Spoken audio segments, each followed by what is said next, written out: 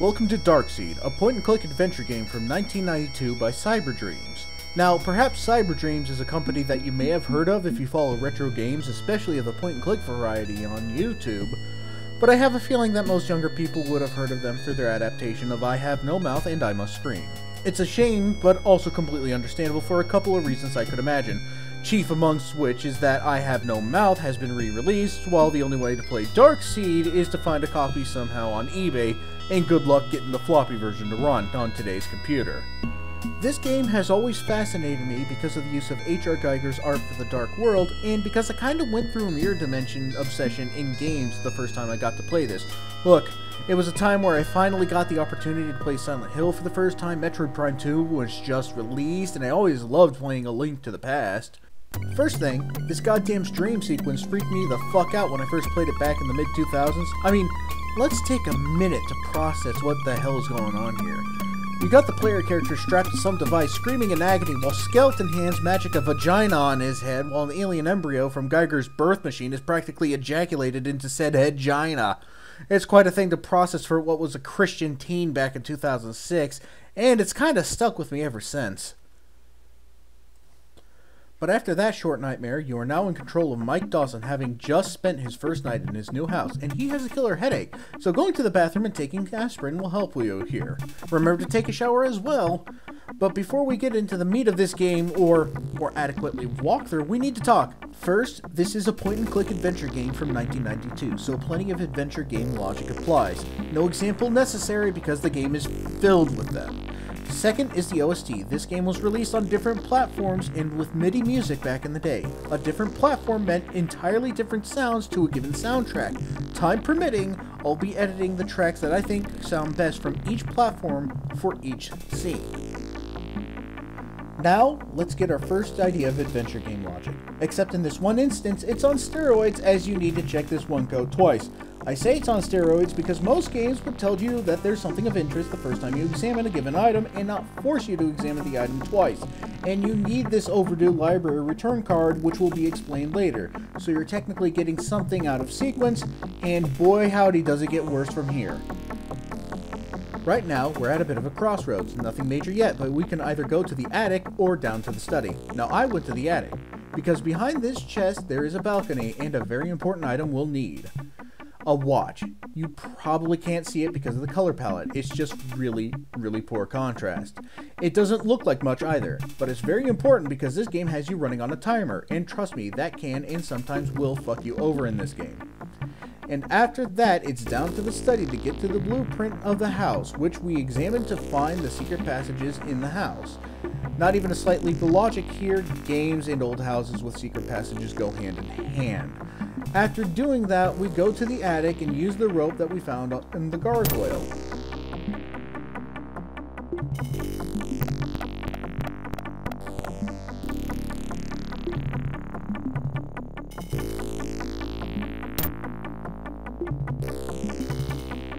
Which we then use to get to the garage. This doesn't seem important, but it's imperative that you do this. I'll not spoil, but I can hint that this game, more than any other adventure game, is trial and error, and errors are fucking costly. Luckily, the first day isn't too bad in all honesty. There's only two ways to get into a permanent fail state. First, nice Plymouth. Second, open the trunk and examine it to get the crowbar. Again, not a terrible leap in logic. Neither is getting a pair of gloves from the glove compartment inside the car. And hey, the radio still works.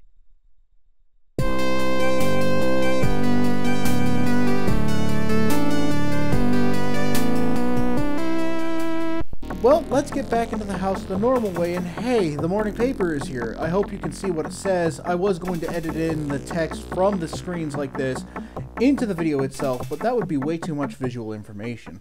It would clutter the screen, and I don't know how many of you use a desktop over a phone, so for those interested, I'll link to a Google document that has the corresponding text from each text-heavy screen down in the description. Anyway, it seems that a crime wave has stricken our poor town, and there are no suspects. Well, that's odd. And the kind of crimes being perpetrated are not being discussed in the article either. I guess a game where there's cranial cooch, burglary, and murder are two touchy subjects to discuss. And hey, here's the package.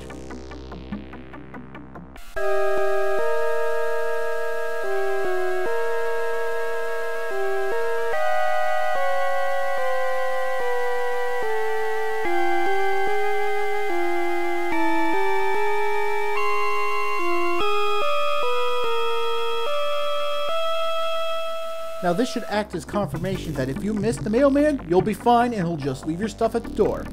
First, who would mail a baby to me? And second, is it sad that I find the hallucination cuter? Now, if you've done things fairly quickly, you should be able to go back inside and hear the phone ringing. Answer it, you have to. Missing this phone call will fuck your playthrough from here on in. Hello? Hello, Mike. This is Sue at the library. We have a book on hold for you, so please drop by sometime. And with that, we now have to go into town. This can take a while, so it'll just speed up the footage for now and then skip ahead in the future, just to let you guys know where you're supposed to go.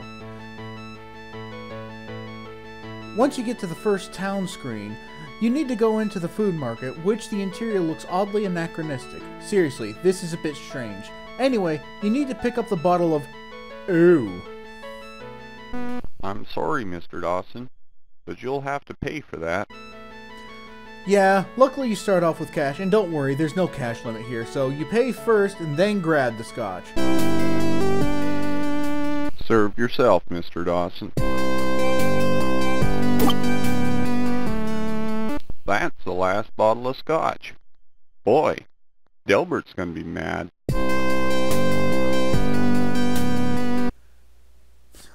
Oh my god, I love Delbert. His sprite looks like a 10-year-old cosplaying as his father, and his fucking voice. Hi, you must be Mike. I'm your neighbor, Delbert. Why don't we get together tomorrow? I'll meet you outside your place at 6. You're a writer, huh? I'm a lawyer by trade. Why don't you take one of my cards? Well, Delbert seems nice, and he gives us a literal get-out-of-jail-free card. And now we need to go to the library to talk to the librarian.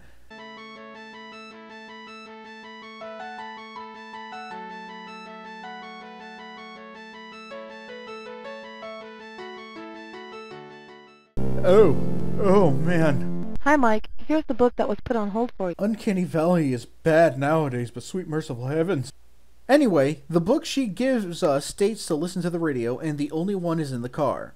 But before doing that, give the overdue card to the librarian. This card really should be kept with the book. You'll find that one in aisle C. It's the one with the green cover. Heed her advice and use it to get the first missing diary page. Also, there's a bobby pin in the lobby. You need that, and guess what it is graphically? It's that black cluster of pixels right on the floor.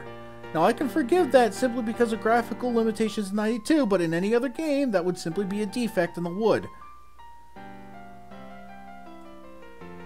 Now, if you're like me and check the watch often, you'll find it'll stop working after a while. Luckily, using it will wind it up and it will automatically sync up. Now, I goofed while recording this. I forgot to get the diary from the attic in this particular run.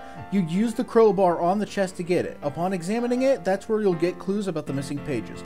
Luckily, the diary in of itself is not critical for completion and you can get it at any point in the game. The clue from the library, however, is, and it will point you to the Tuttle Mausoleum in the cemetery and give you the solution to the rather easy puzzle on the door. You have to read the clue, though, or you cannot interact with said puzzle. I'm going to cut ahead, and now that we're back to the house, you can go back to the garage, get in the car, and turn on the radio. Steal from those who protect you, or you will not be able to protect yourself in the dark world. Well, you heard the man. Better go back to the police station and steal the gun off the wall. Actually, don't. Doing this on the first day is a massive mistake. I'll explain why when we get to that. Okay, so the cemetery is to the left of the house, and you may want to take some time to examine the headstones for some pretty choice Easter eggs. Continue on the path and you'll get to the Tuttle Mausoleum, where all you have to do is walk up and interact with the buttons in the following order. Left, up, right.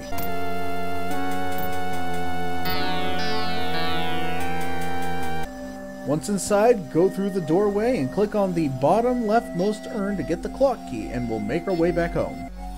Then, go to the living room and use the key on the clock to find the name John McKeegan. That one I did put up on screen.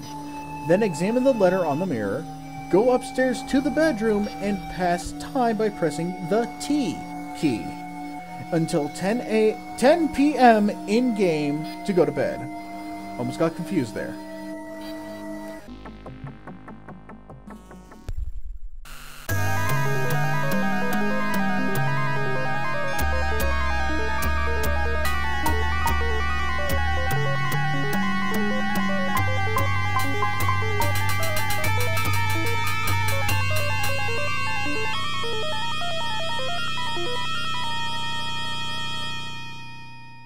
After a, relatively speaking, lovely dream, we wake up to another headache. That means back to the bathroom to take another aspirin and shower.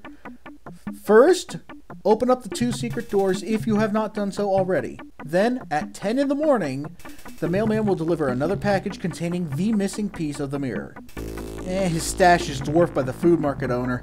Well, folks, we know what to do now. Put that sucker in the mirror and head on in. And welcome to hell. It's a lot more sterile than I thought. Anyway, if you remember how we opened up the secret passages, we go across the hall to the study, examine the holographic projection to see a progress report on your healthily developing child. Due date is about 36 hours. Go through the doorway in the study. If you can't get through, just go back to the real world and open the secret doors. Once you're through, step on the telepad, go outside and pick up the binoculars. Well, we're in this world of advanced and alien technology, and we find a completely mundane set of creeper peepers. Okay. Guess the only way to use these is to check the landscape. Neat! All that's left is to pull a lever.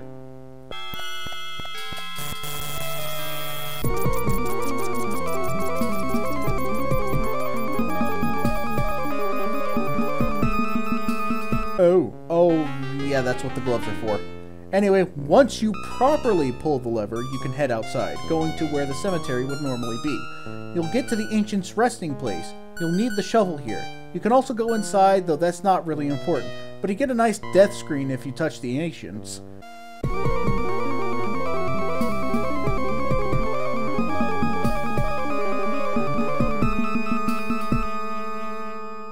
Anyway, if you remember the clock name, the dude is dead, so with your newly acquired shovel, go back to the real world cemetery, and past the Tuttle Mausoleum are 4 plots. The third one is John McKeegan's.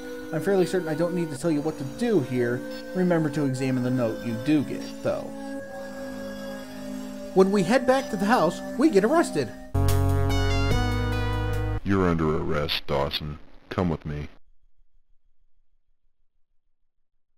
I love how nonchalant that line is.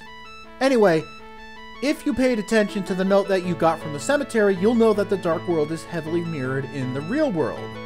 Now, this one is not so straightforward, but what you have to do is stash your money, gloves, and bobby pin underneath the pillow. This does have a purpose to it. Remember, there's a heavy reflection in the dark world. Once you're done, you pick up the cup, use it on the bars, and give the literal get-out-of-jail-free card to the officer.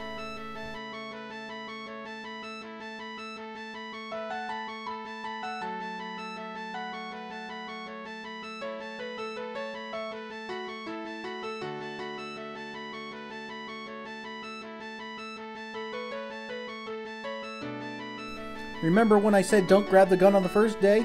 This is why. You can really screw yourself if you do. The officer at the desk makes it impossible to grab the gun again, so what you really want to do is grab it after you get released. After you do get the gun, however, go back to the side area of your house and wait for Delbert.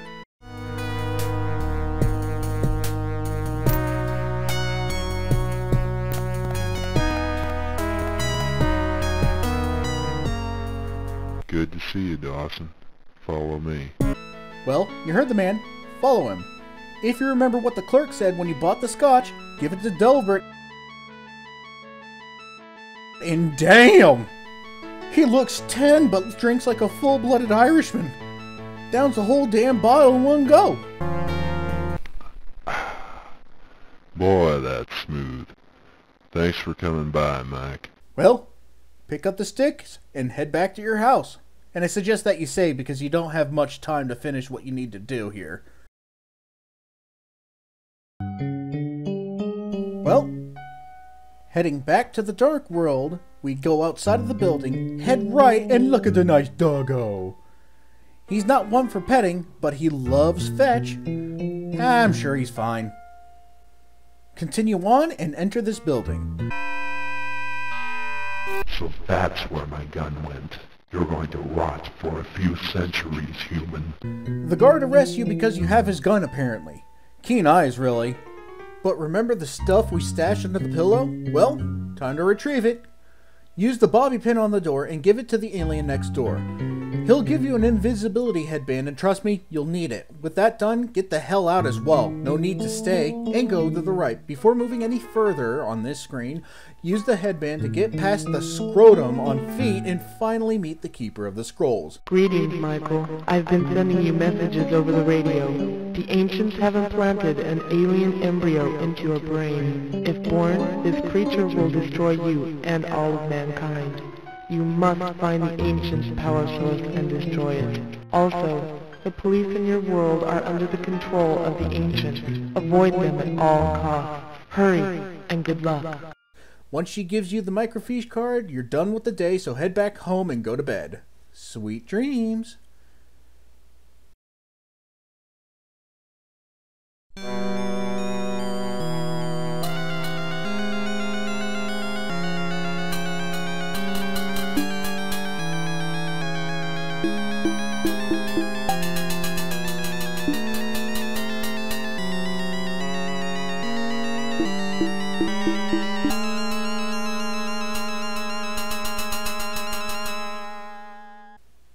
Welcome to the final day. This one is not nearly as long as the others. Morning routine still applies though. We have to go to the library to view the microfiche. Might as well get another bottle of scotch on the way there. Serve yourself, Mr. Dawson. Delbert, you fucking lush. Well, we're at the library. Time to look at this thing. Alright, it basically says go to basement and pick up rock. Got it. You want to head back, wait for a package, last one of the game, and it's a handle. Okay then. Pick up the stone in the center of the basement. Notice the hole in it. That's some useful information. Now it's time to go back to the Dark World and power up the stone. Remember the Chamber of the Ancients? You're going to go back there and into the back room. The alien power source is a sexy pulsating brain. Put the rock in that and it'll be charged up. So join that thing together with the handle and now you have a +3 enchanted hammer. When you get back to the house, don't go outside the front door. You'll get arrested again and you'll have no way of getting out this time. Instead, you'll want to use the rope on the gargoyle that we put in place earlier.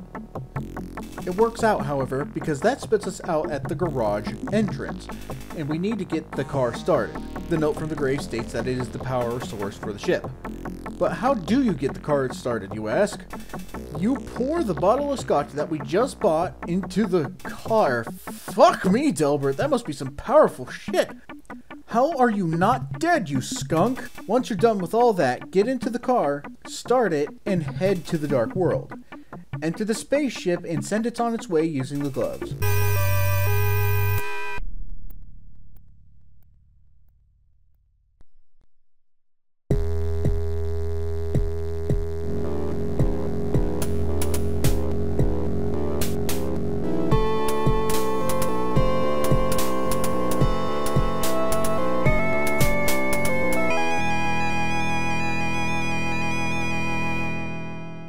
Not much left to do but explore the Dark World for a bit or return to the real world.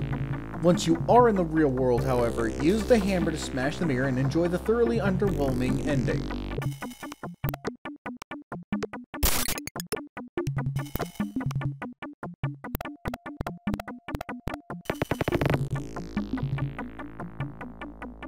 I'm not really sure why I'm here, but I just felt drawn to you. I know it sounds strange, but what's even more strange is that I found these pills in my purse.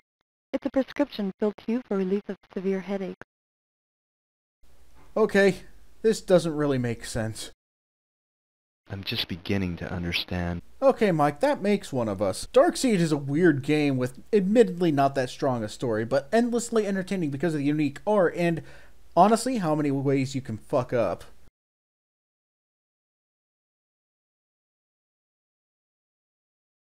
Oh, look at the little baby. Wow.